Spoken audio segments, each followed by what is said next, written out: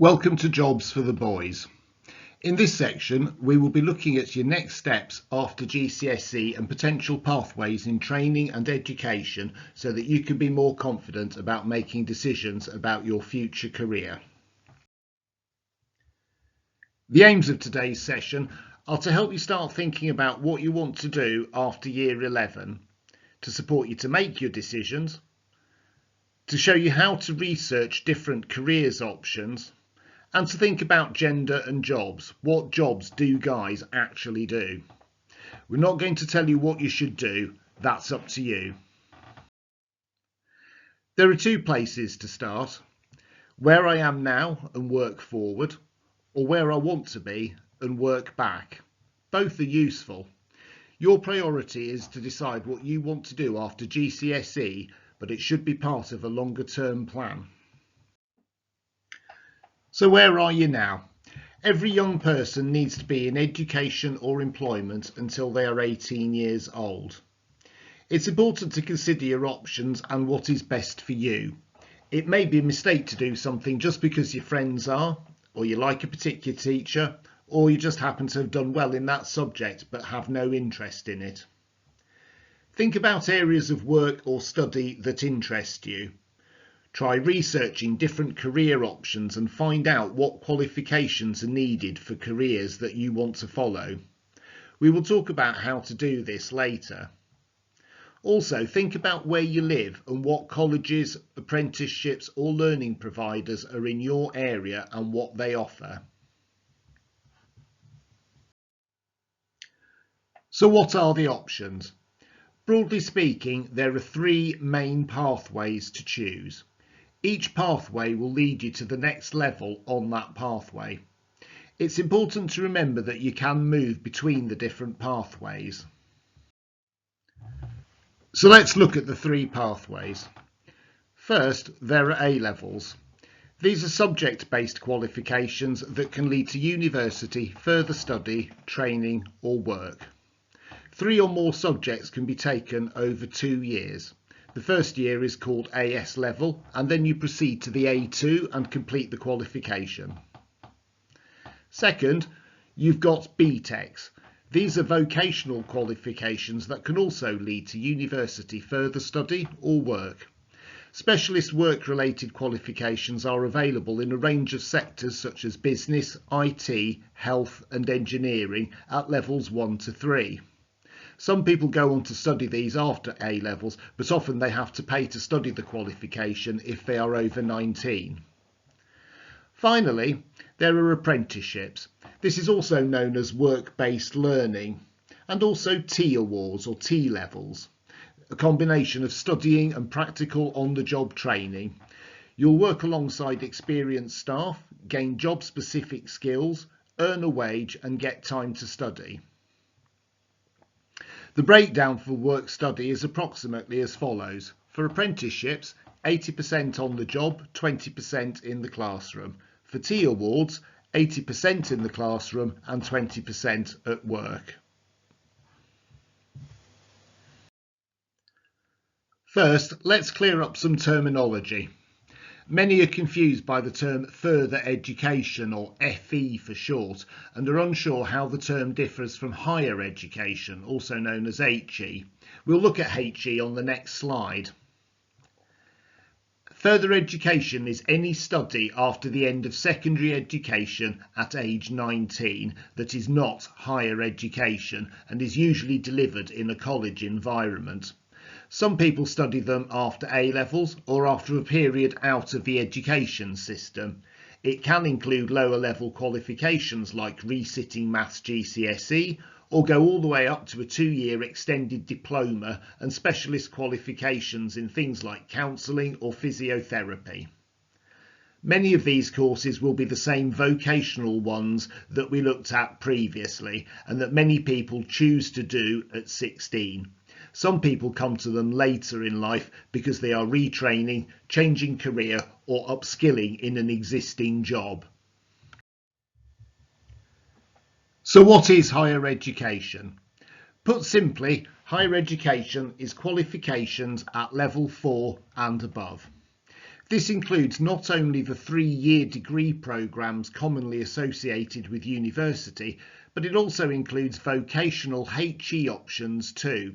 For example, 2-year vocational foundation degrees, higher national certificates or HNCs, and higher national diplomas, also called HNDs. It also includes level 4 apprenticeships and also degree apprenticeships. This is a very wide range of options. For students who want to remain close to their local area, all of these options are usually available.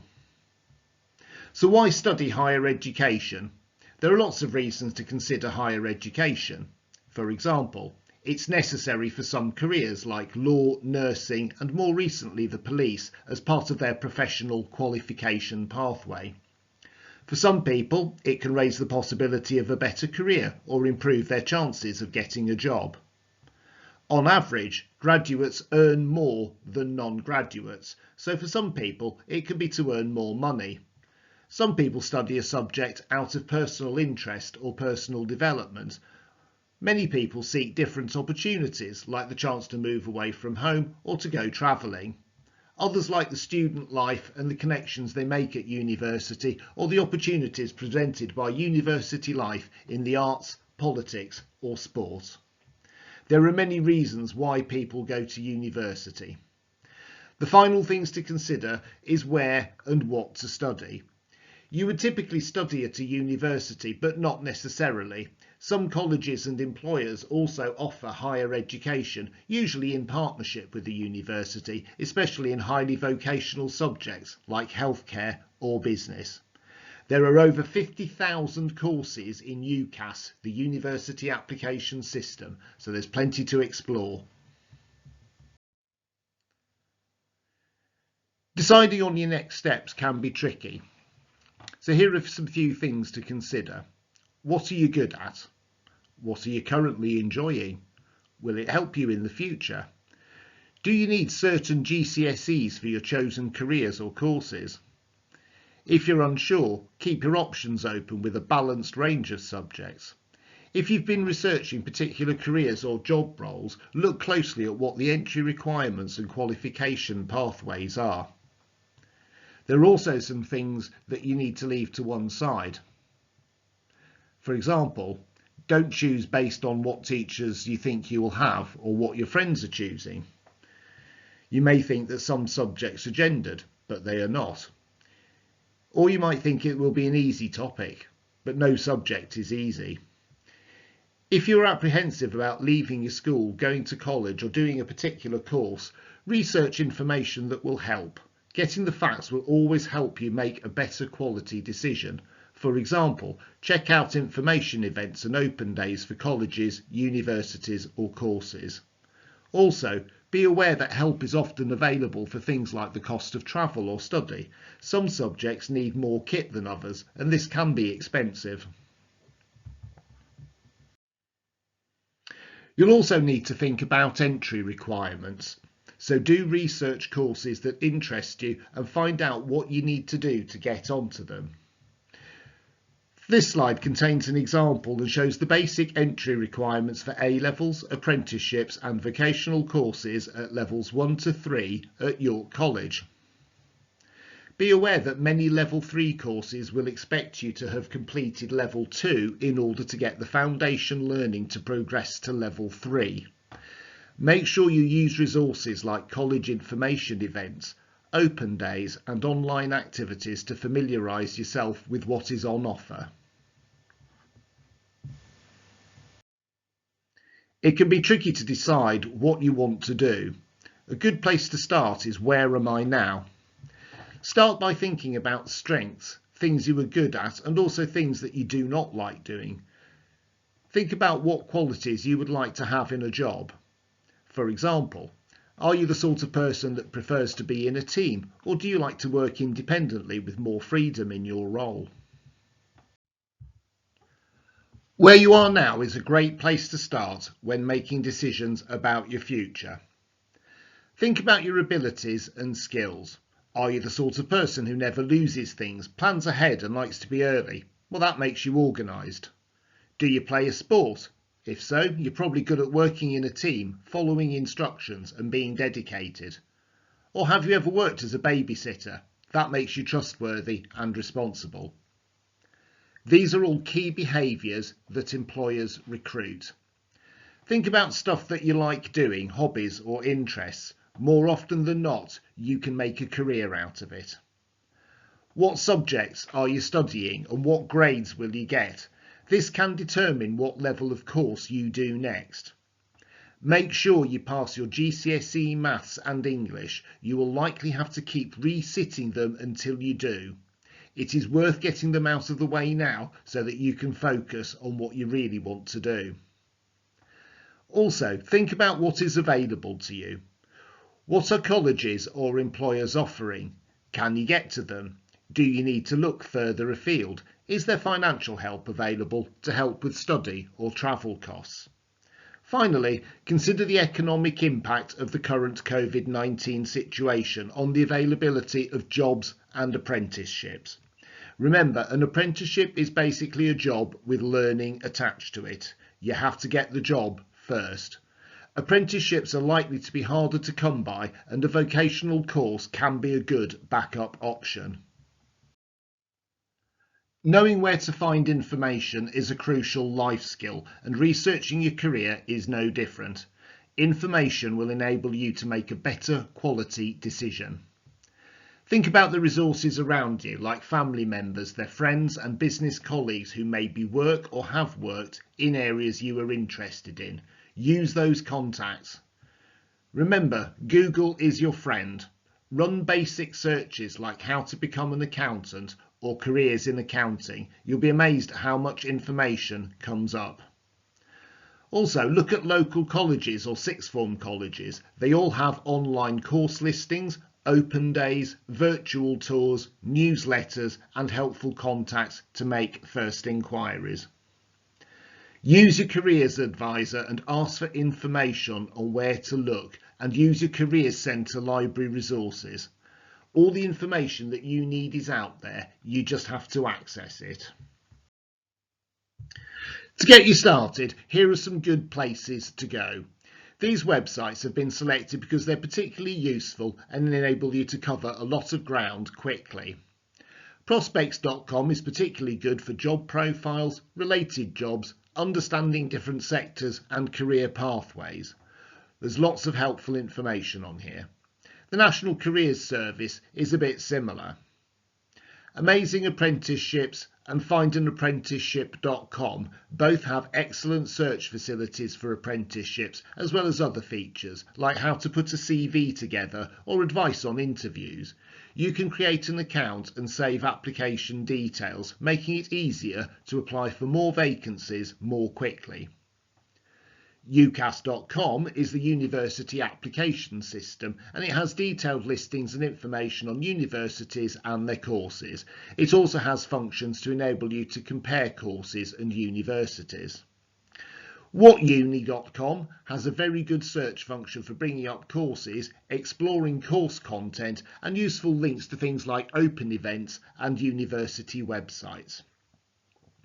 These sites contain a lot of information on many different things, from how to plan a gap year to how to write a CV or get through an interview.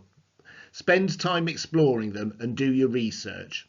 Remember, the more you bring to a career interview, the more you will get out of it.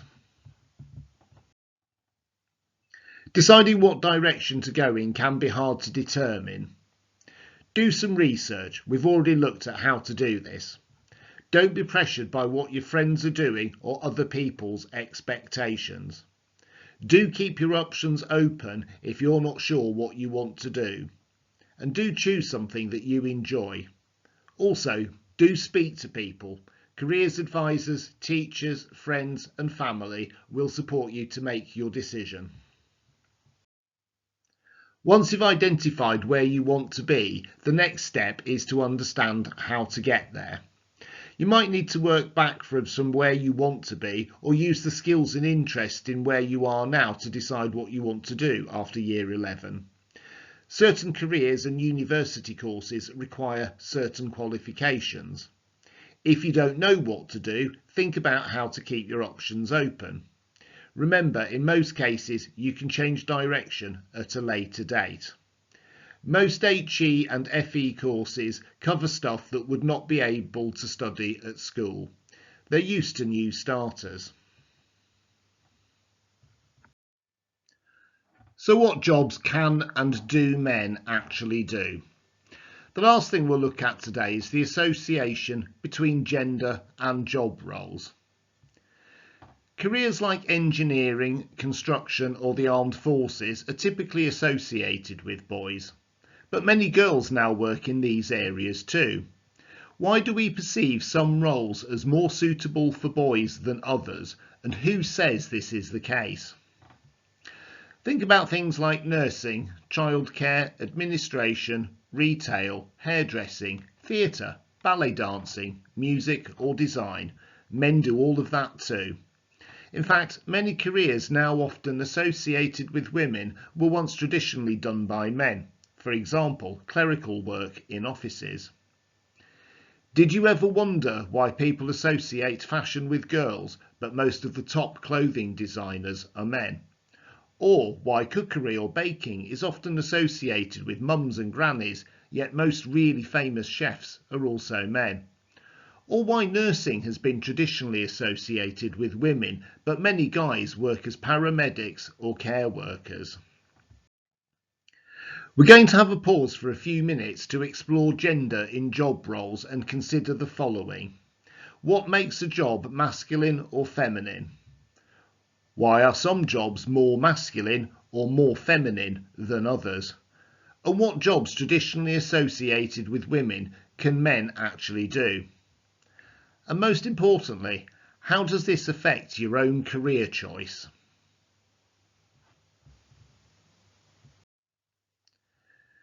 To end today, a few parting thoughts. We often feel pressure to meet other people's expectations, but a satisfying career should be about you, what you want out of a job and the type of employer you work for, as well as things that interest you. Make use of your talents and play to your strengths. Be open to exploration and don't make assumptions. Research, ask questions and get the facts. It's really important to sense check that your understanding or expectations of a job role or industry or university course actually match reality. Use resources around you. Lots of employers, colleges and other providers have put information activities online that you can participate in. And remember, it's okay to explore and change your mind. I hope this session has provided some useful information and ideas. Thank you for joining us today.